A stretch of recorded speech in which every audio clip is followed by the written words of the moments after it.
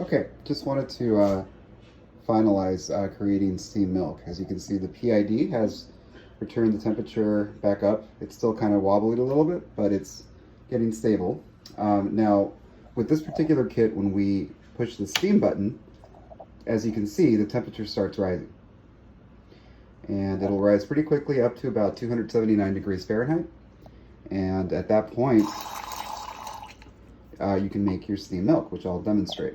The one thing to note is that with this particular kit, the PID kit from Shades of Coffee, the machine actually will be able to do a better rolling and integration steam. So once it actually reaches steam temperature, which is, I guess it's going a little bit over. I believe I set it to 279, but it's going to vary. See, now it's coming back down. So now it's actually ready, right? So with this particular kit, it actually holds steam pressure quite a bit longer, and you can get a nice rolling boil for microfoam integration. So let me just go ahead and demo that. Actually, probably can't, but